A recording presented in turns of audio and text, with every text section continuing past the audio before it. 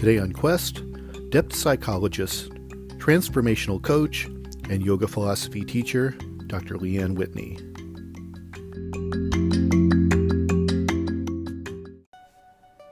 Life is a quest for logic and reason. It is a quest to find balance between science and faith. Life is a quest for knowledge and understanding. But most importantly, it's a quest for personal discovery. Whatever your quest, knowing yourself is the beginning of all wisdom. Welcome to Quest.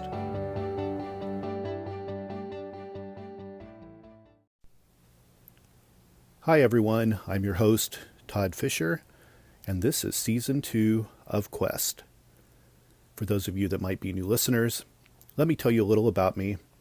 I'm the founder of Metatomics and the author of the best-selling book, Metatomics, The Grand Design. I'm a philosopher, a theorist, and a metaphysicist. I'm a perpetual pupil of theology and an expert in comparative religious study. I've also extensively researched the mind-body connection, anatomy, and physiology. I'm a researcher and a storyteller. And in order to tell this story, the research is necessary, and part of the research is the search. And that brings us to why I created the Quest podcast. A quest is a search for something, and this podcast will show you how we know what we know through interviews with people that have incredible stories of dedication and perseverance. To me, curiosity is part of what makes us human, and there's still so much we don't know. There's joy in discovery. It's what drives us. It's our quest.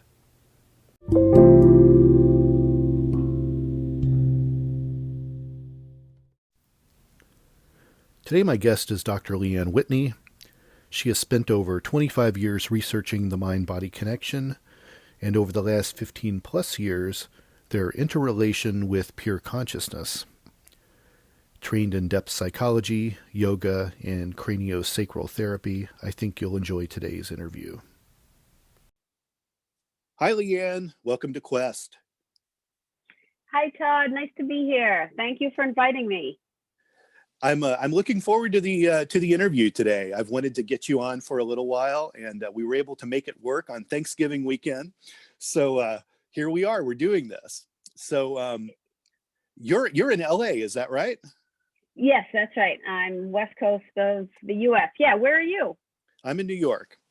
You're in New York. Okay. And I think as of the week we're taping this, I think you guys are about to go into another COVID-related curfew or lockdown. Is that accurate? Oh, we're really already there.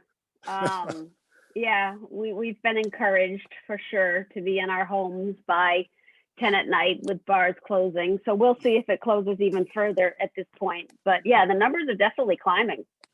Yeah, well, this has been a really crazy year anyways. I mean, not only has COVID been kind of the big thing all year, but it was an election year. There were riots, protests. This seems like I repeat myself in every podcast I do, kind of saying the same thing because it's affected people so much. And as you know, from a psychological perspective, I imagine probably business is booming for you. Is that right? Yes, that's right. There's definitely, sometimes I've had quite a waiting list. And what I tell my clients is it's almost like we've had a earthquake at the deepest level of the collective psyche, and then everybody's having their own personal tsunami as a result.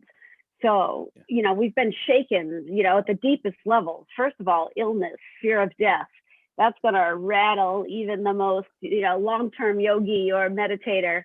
But, on top of that, yes, being in isolation, it's definitely shaking up a lot of psychic material for a lot of people. For sure. Do you find in a time like where we're at in 2020 here, with people are losing their jobs and then all those things you just mentioned, the isolation and these fears, this grim feeling that's circulating, this sense of dread sort of going on, is there an uptick in people looking for psychological help, or do you think it gets harder for people to seek that help because of money issues? Did you see both sides of that, or is it more one than the other? Well, I have to say I'm on the side, obviously, where they're coming to us, and my colleagues at Jungian Online, we have definitely seen an increase for sure in our collective and the people who are coming for assistance. So I did absolutely have a couple clients who had to drop off because they did lose their jobs at the beginning. So for sure, there was some of that as well. But for the most part, there's a lot of people looking. Yeah, for sure. I want to go back. I want you to tell me a little about your background and your education and kind of what was the catalyst for you moving into this career path? Oh boy, that background goes really deep, but unacknowledged for a long time in my life. I definitely had lots of anxiety as a kid, and I would somatize a lot of my experiences. And when I was, just out of college, I want to say basically my immune system collapsed, or I was hit with a barrage of physical ailments. I lost use of my hands. I couldn't pick up a knife and a fork. I couldn't make it upstairs. I couldn't wash my hair. It was like an Epstein-Barr chronic fatigue in the end, because the symptoms basically kept morphing. So the doctors couldn't pinpoint it. You know, they were trying to just give me meds for pain, help me sleep at night. But boy, that went on for years. And I was going to the top hospitals in Boston. And it wasn't until I went to see a holistic practitioner that really pointed me in a different direction. And one of my best friends actually in England sent me a book called Raw Energy, which is about eating clean. Because at that time, you know, when you're losing use of your hands and you can't walk, and sometimes you're in a wheelchair, you know, you want to, or I did, I wanted to eat M&Ms and ice cream. You know, I was looking to soothe the pain, and nobody sent me to a nutritionist. Top hospitals in Boston, nobody sent me to it. You know, they were looking at the symptoms, right, and not looking for the big holistic perspective. Although to be fair, one of the rheumatoid specialists did say something to me at that time about mental health. She did drop the seed, but not enough.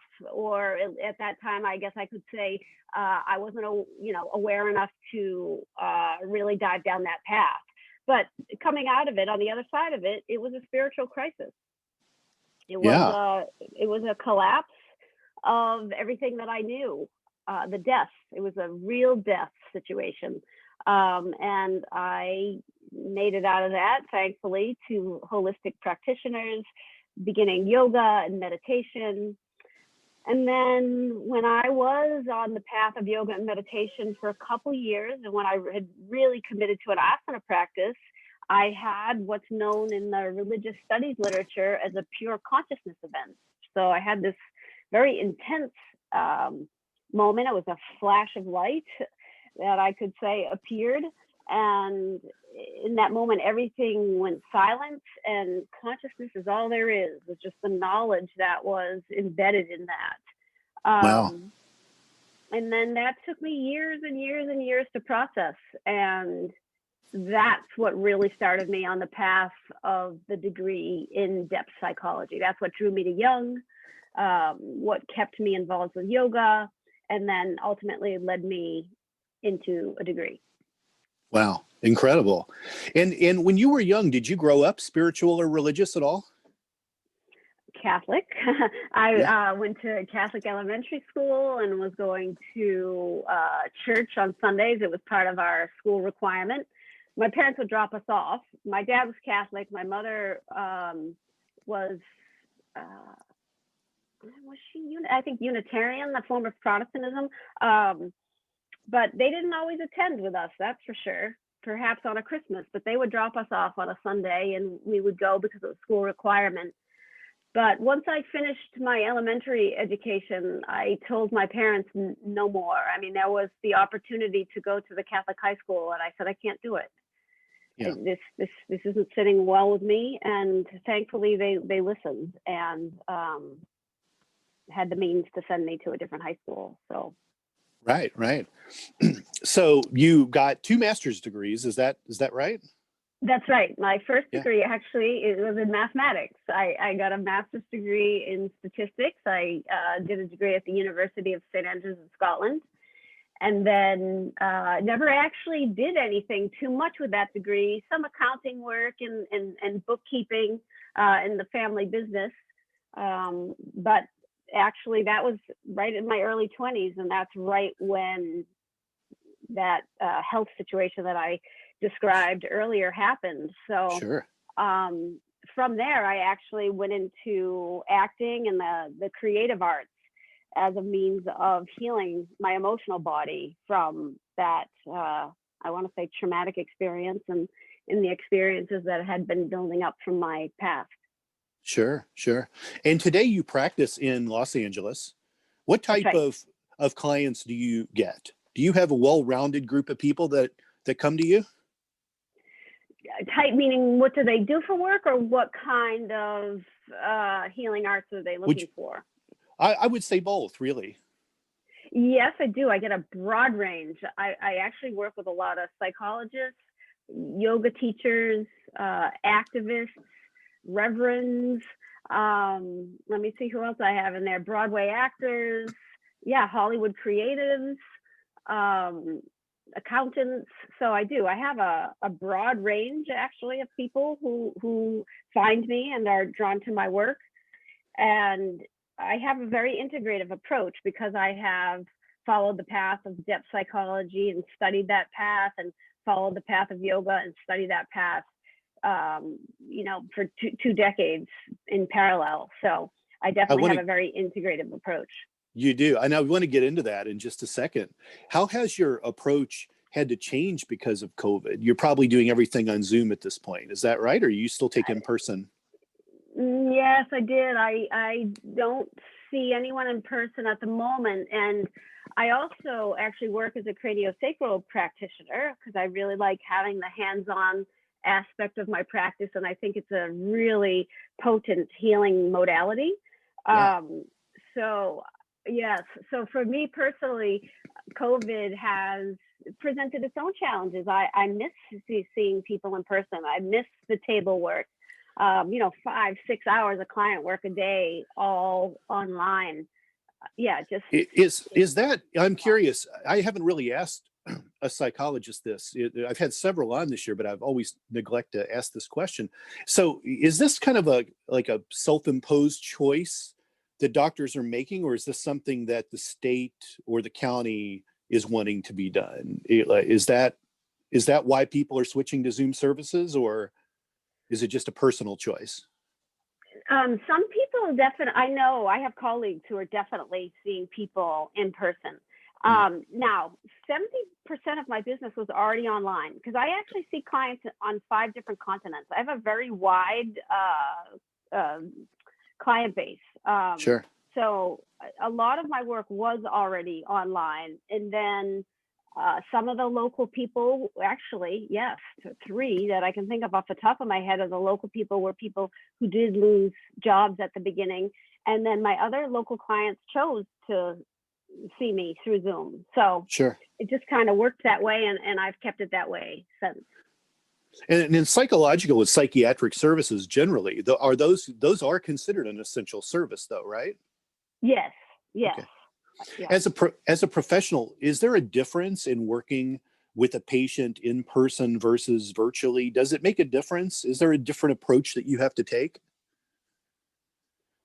I don't actually see the difference. I mean, there is an element of intimacy. There is no doubt in person, and especially if I do table work with a client. But my approach is still the same. It's a very embodied, like I said, an integrative approach. And I have at least, up until this point, been able to stay 100% present and focused, even though I'm looking into a screen. So as of yet, I don't see any major differences, except the only thing I would say is that breakup, having the 25% or 30% that were coming in person and being Yeah. able to have that contact. I do miss it for sure. One of your specialties is the craniosacral therapy. Tell me what that is. So craniosacral therapy is a very non-invasive healing technique. Basically, we touch our clients with no more weight than the weight of a nickel. It's a very soft touch approach, and the long tides, basically we call them. It's the craniosacral rhythm, going from the cranium down to the sacrum. It's the breath of life. It's beneath, we have our heartbeat, right? And we have our in-breath and our out-breath of oxygen. But beneath that, there's another rhythm that we can palpate and feel inside the body, and that's the craniosacral rhythm. So the idea behind it is that when the body reaches its still point, that the natural healing mechanisms of the body are called forth. So that's basically the invitation on a craniosacral table, is inviting the client into this profound level of stillness where their body, again, is invited to reset and realign and to heal. How long does a session like that take? Is this an ongoing thing? Is this a thing people can do on their own eventually? Or is this always something that has to have assistance? You have to have assistance with this? Tell me more about that part of it. Yeah, it's definitely hands-on for sure. You wouldn't be able to do it on your own. Although really the aim is very similar to a meditative practice that brings you into stillness. Craniosacral is more akin almost to Reiki. I see. So that idea of the soft touch technique is holding that safe space container, and having that healing touch or compassionate hands. I would say, how long does it take? I mean, I've had really great results with people who have fairly intense anxiety and long-held complex trauma in the body. I've seen good results in about 6 months of a weekly visit. Great. And then on an individual basis, how long does the session actually take in your office? I usually put them at the end of a coaching session, and anywhere from 20 to 40 minutes, typically. I see. Okay, great. That's very fascinating to me. So do you know much about the history behind that? Who developed that technique? Where did that come from? Well, the technique I studied was Upledger out of Florida. And if I'm remembering his first name correctly, John Upledger actually has passed away, but his work carries on. Franklin Stills or Stills was another founder of the modality. John and Anna Chitty out of Colorado train a lot of people in biodynamic craniosacral therapy. So there's definitely different tributaries, different streams going on. I'm not actually really sure how long it's been around. I want to say probably around the 70s, maybe a little bit longer. Yeah. Interesting. Yeah. So, you've spent over 25 years researching the mind-body connection, and you often provide guidance beyond traditional psychotherapy. And I would assume that maybe this craniosacral therapy is kind of beyond what psychotherapy normally is. What else do you do beyond that? Yes. And, I have a shamanic element to my practice in the sense that I work as with integration for people who use, alternative medicines, shamanic practices. Sure. So I definitely get that kind of clientele as well. I don't know if you're familiar with polyvagal theory, Stephen Porges. He's opened such a huge door, I think, in trauma-informed medicine and trauma-informed therapy. And, there's a big turn now to the body, which has been so needed, and of course part of yoga psychology, yoga philosophy, since the origins of that discipline thousands of years ago. But we seem to be only getting to it in the last few decades Right. in the West.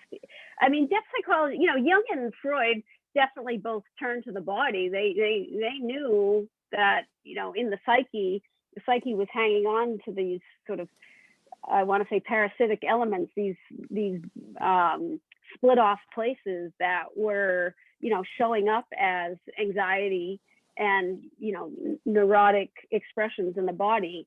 But it's continued to develop since then. And certainly the work of Stephen Porges and polyvagal theory has really helped us steer the ship towards the body. Bessel van der Kolk, the body, he wrote The Body Keeps the Score. And in craniopsychotherapy, again, for those of us who fold it into our practice, that's the umbrella idea that the body does keep the score, and talk therapy is great, but we need embodied practices as well. So always with my clients, I make sure we set up some kind of a breathing practice, or I'm asking them, weekly or however often they come, bi-weekly, I check in, what's your meditation like? How's your breathing practices? Are you doing Sure. yoga? What's your physical practice? Because we want to make sure that the body is having its say. For sure. How do you feel about psychedelics surrounding the kind of the world of therapy and these days? Is this something that we're moving toward now more than ever? Is there more research into this? Do you feel society's more accepting of psychedelics? Is this moving toward legalization like marijuana has been? I definitely think therapeutically there's been great receptivity recently, right? So we had all that research decades ago, over in Harvard and with LSD, and then that got shut off for decades. But now there's definitely, with ketamine and MDMA, psilocybin, there's definitely been a turn back in that direction. So there's a lot of research going on, and the results definitely are showing the benefits. I definitely welcome it. And again, that's part of what I do as an integration practitioner. I don't prescribe, but for people who do find their way to the medicines on their own, I Right. assist them in integrating any of the information that has come forward. But yeah, I do. I definitely see it as positive. Again, I think we have to mix and match. First of all, there's no recipe here. It isn't one stop for, one size fits all. Different things work for different people. And yeah, there's definitely been great results for sure. Yeah. With those medicines. Is ayahuasca part of the psychedelics world? Would you lump that into that? I would consider it, yeah. I don't know any research per se that's going on with ayahuasca in this country. I do think there was some research that happened in Brazil. There may well be research here, I just don't know about it. But yes, I find ayahuasca to be a powerful medicine myself. I've utilized it maybe about half a dozen times. I like to call it the blood of the mother. Sure. Yes, I definitely think it can bring great insights and great healing. And again, let's sort of make sure we talk about the safety aspects of these medicines and being in safe environments, before one partakes. Of course, yeah. Definitely, yeah. The safety is key. I believe this year, Oregon actually was the first state to legalize mushrooms, which may be the beginning of a trend of other states following suit. It's probably very likely that Colorado will follow next, and California will probably follow that too. But that's pretty big. So I imagine in that regard, there will be a lot of at least state government oversight into this industry now. and they'll probably make you will probably an incredibly safe version. Is that fair to say? An incredibly safe version of a psychedelic? Is that because I understand like the states do kind of oversee how marijuana is made when it's legal in the state. Would that be the same thing would happen for psychedelics?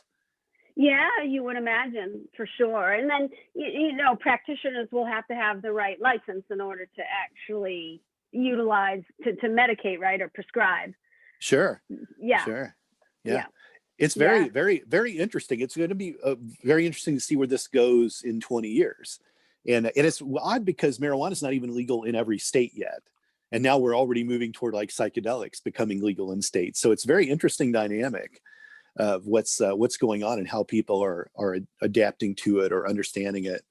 But I don't take any pharmaceuticals at all. I've never been prescribed any pharmaceuticals for anything. And I would be lying if I said I didn't experiment with things in my youth, but I don't really fall one way or another on drugs at all, on anything.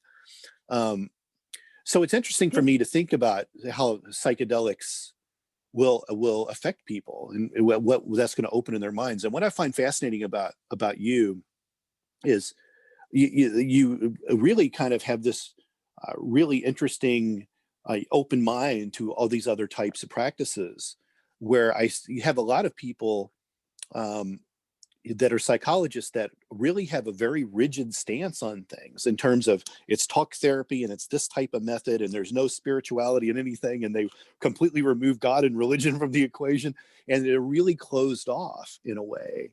And then I see how you kind of have adopted your practice, and I really like this approach to it. Well, I mean, my roots are in depth psychology, the Jungian-oriented branch of depth psychology, and that was part of Jung's great gift to the West. He did so much for the Christian West to, encourage the turn towards nature, encourage the turn towards shamanism, to be open and definitely, to welcome, to discern for sure, but to stay very open and to welcome and not get stuck in the rational mind that, we need to move, actually, I want to say beyond, I don't know what the right preposition is there.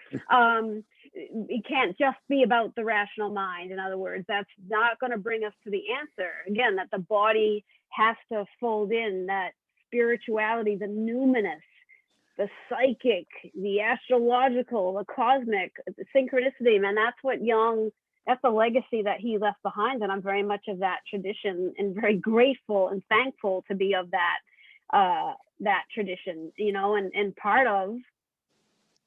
part of Jung's legacy was the religious function of the psyche, that this is part and parcel of who we are. And, you can, turn away from the gods, so to speak, but they will turn up in other forms, right? Yes. Yeah. So, yes, for sure. Part of my practice absolutely is the spiritual and the numinous. You made a documentary film called The Fire Within. Tell me about that project and what influenced that. Yes. So that was, as I mentioned, once I was ill, I took a turn towards creativity and the arts. And so I was doing some acting and I was on front of the camera, but the digital film, revolution was in full swing. And I was like, maybe I could make something. And because of my experience with illness and not knowing whether I was going to live or die, gave me an interest in AIDS at that time. So this was in 99, 2000. I had been to an AIDS ride, actually. I think it was the Boston to New York, actually. The Boston to New York AIDS ride, and I was at the finish line, and it was just so inspiring to me. And I sort of downloaded the whole idea of the film. And I was living in between Boston and New York at the time, and I moved to LA shortly thereafter, and I just went for it. And I kept up my creativity and decided to, to go for it and make a film. And I so much enjoyed doing it. I hope to make another one at some point, for sure. Yeah, for sure. So what kind of reception did you get from that? And tell me little bit more of the details about what you were doing in the documentary. You said it was about AIDS, but it was about a particular person, right? Yes, that's right. I followed a husband and a wife, actually, a heterosexual couple, a man who had shared a needle one time, actually. And he came from a childhood where he grew up foster home to foster home. He didn't know his father. His mother had died when he was really young. So he was looking for love, could we say, in all the wrong places. And, looking to connect and certainly medicate his pain away. And he found himself sharing a needle at one point in his life. The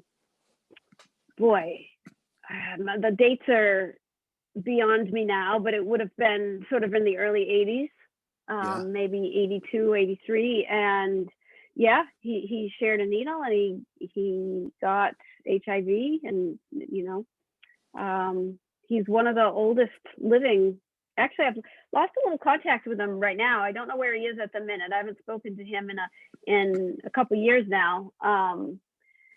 But a long-term survivor of that virus for sure. And of course, now here we find ourselves in another pandemic. So that's kind of an interesting, circuitous part, right? That pandemic to this pandemic. And he actually took a lot of experimental therapies, didn't he? And many of them were fairly painful. Oh yeah, because back in the day, right, it wasn't just one pill. When people had AIDS back in the early 2000s, it was a cocktail. That's right. Into the early 2000s. I think it was not until about mid 2000s, maybe 2005, 2006 or something, when they started developing, could be off on the dates there, but it was much less of a cocktail. You could take one, maybe two pills. And now, of course, HIV is seen as something, that one can live with and not die from. But still, a lot of people have side effects from these medicines. And that's where that movie, though outdated from the cocktail perspective and certainly from the death rate perspective, those side effects definitely still catch some people really unawares. So nobody wants that virus, even though it's become less of a death threat, certainly, than it was at that time. Right, for sure. Wow. Yeah, and it's interesting because that kind of came out of nowhere. I'm 50 years old, so I kind of remember the beginning of hearing the talk about this this disease. And I'm drawing a blank now what it was called before they had the AIDS name put on it. They had a different term for it. And it was ARC, AIDS related or something related, AIDS related complex. I think before, let me think, you're right. It was definitely ARC for a bit, AIDS related complex, but it had a different acronym, and then it became AIDS. And I remember kind of that whole thing. And no one, I think a lot of people speculating how it was caused, but it was just kind of like wildfire for many years, and no one could really get a grasp on it. It was terrifying. And here we see the same thing happening with this pandemic today, and a lot of fear. Yes, that's right. Remember, I don't know if you remember, if my memory serves me correctly, they had tracked down patient zero. I want to say it was like a flight attendant out of Canada. They really did contact tracing at the beginning of that pandemic, for sure. And were able to do it, seems like far more successfully than we were able to do it this time around. Yeah. So, there was a lot of fear going on at that time, right? But a fluid-based disease, right? It's a fluid-based disease, so much different than an airborne disease. But interesting now that we've both lived through these two pandemics. It's interesting that the military kind of have their group of doctors that will provide medical information to just the military, and then of course you have kind of our Dr. Fauci's and the heads of our government that kind of tell the public about things. And for many years, the kind of the basic training guides that people in the military would get did discuss like HIV and AIDS being something that was airborne. They believed it to be airborne. And they would tell people in the military how to handle situations in which someone may have HIV or AIDS and treating it as airborne. So it's interesting the different perspectives between different parts of the government and how they treat it. And maybe it's just an over precaution, possibly. Maybe it's different information. It's always interesting to see. And I want to ask you this. So at the time of this podcast won't come out for a few weeks, but at the time we're recording this, we have several pharmaceutical companies that are providing a vaccine for COVID. And I'm curious your perspective on this. Do you think we're really going to get people to really want to take this vaccine, considering it's something that's been so incredibly rushed, and you already have a lot of people that are kind of the anti-vaxxers anyways, that they themselves won't want to take it nor give it to their children? Are we really going to look at a nationwide vaccination here? Or are we going to be looking at actually a very small percentage of people? And also there's a financial part of this. Like, no one's really talking about the cost of this drug yet either. Yes, well, I definitely have, for sure. It's on my research list because I do believe, and you could correct me here if you know, that this vaccine is being made actually a little bit differently than other vaccines, and it has something to do with our RNA. And so that is my concern there. And again, I know very little. It's on my research list. I have not done it yet. But that certainly would make me hesitant to get the vaccine or to have my son get the vaccine. And so I definitely think there will be a lot of anti-vaxxers out there who will not be interested just from the get-go, because they're not interested in any kind of vaccine. And now, again, I haven't done the research yet, but from where I sit right at this minute, I do think skepticism is warranted for sure. We need a lot more information, and because it is working with our RNA, if I am correct there, I mean, you don't even know how long that might perhaps go awry in our bodies. So, and of course, viruses can always mutate. We know this from HIV, right? Viruses can always be mutating. So I'd like to see the research too on, if we do get the vaccine, what does that mean for mutating strands? Is this only for one strand of the virus? Is it for multiple strands? What if it mutates again?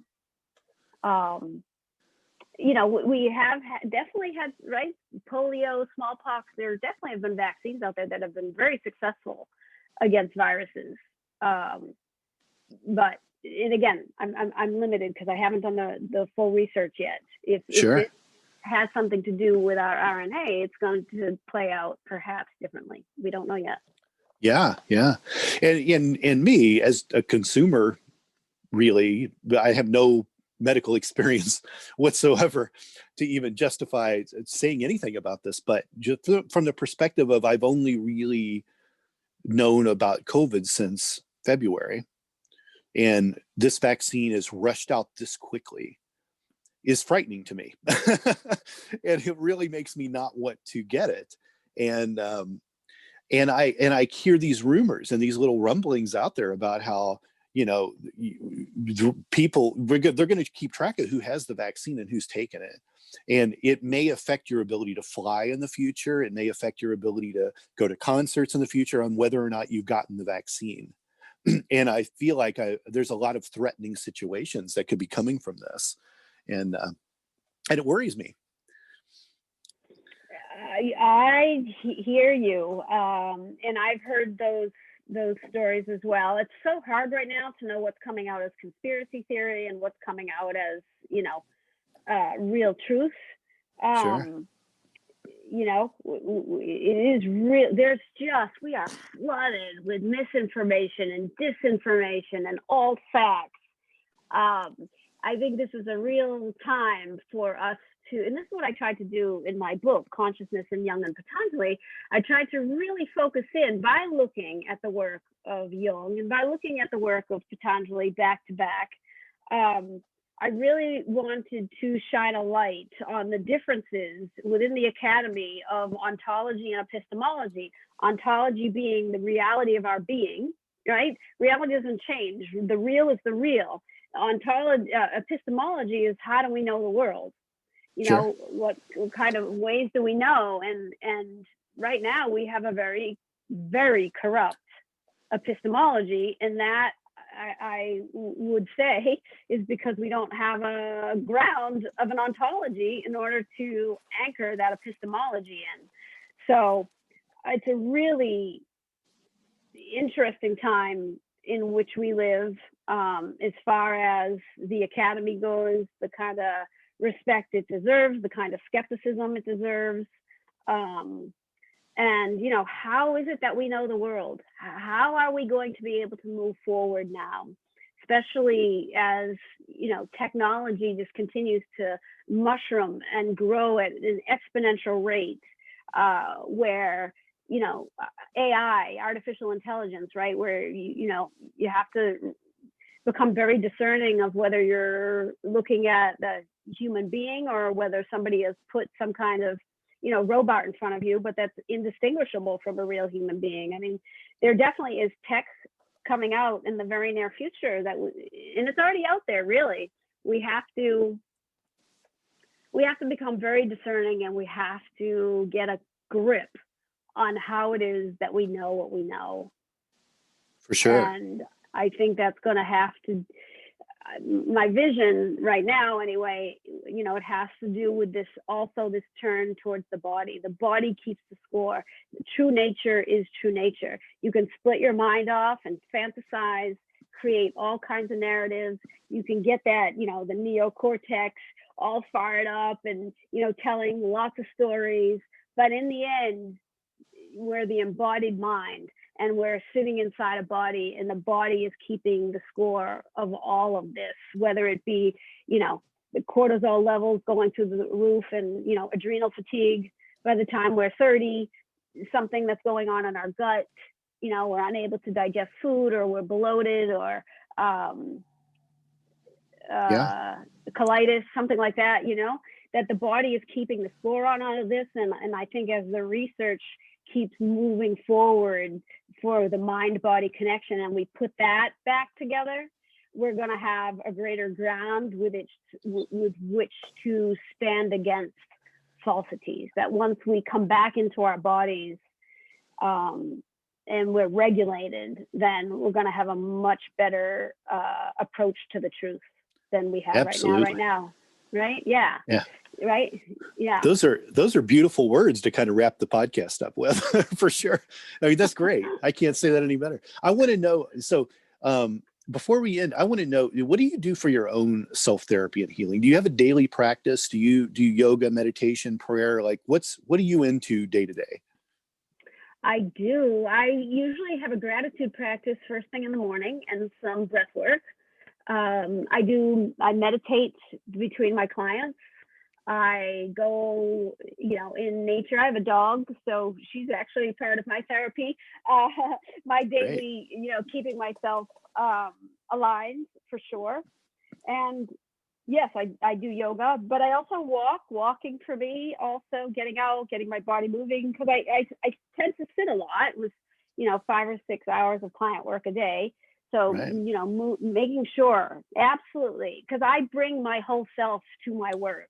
So I work as an embodied practitioner. So I have to make sure, my body is here and is receptive, right? Because we always tend to think the mind is in the brain. And while certainly we can correlate the mind to the brain, the mind is also in the heart, and the mind is in the gut.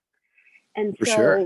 We got 3 minds going on. So we got to make sure every day that energy is flowing throughout, those 3 core areas, but throughout the whole body. So we're able to be as aware and as present as we can.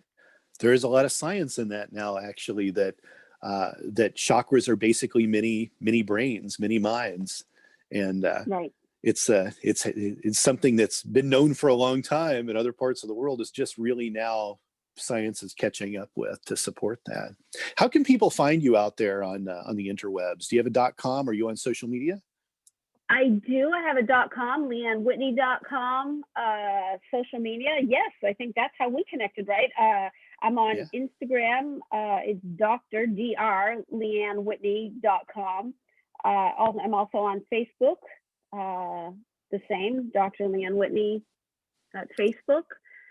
And yeah, I think that's it. I do have some YouTube videos and other podcasts, but those can be found actually on the media page of my website, or if you put my name in the YouTube search bar, some of those interviews will come up as well.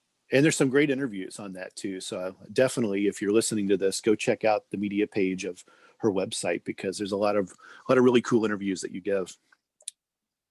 Oh, thank you. And thank you for inviting me to have this talk with you.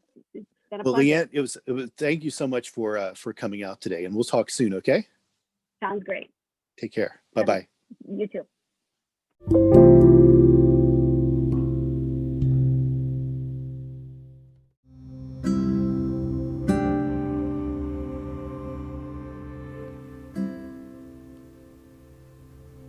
There you have it, my interview with Dr. Whitney. I hope you enjoyed it. See you next week on Quest.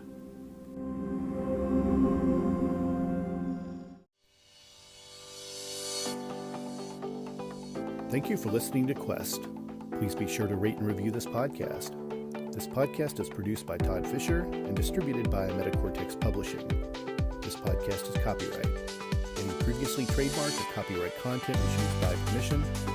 Be sure to visit the official website for the International Association of Metacomics at metacomics.org, or find us on social media for other unique content. And make sure to pick up a copy of the book that started a spiritual revolution, Metacomics: The Grand Design, available for sale online and at most major bookstores.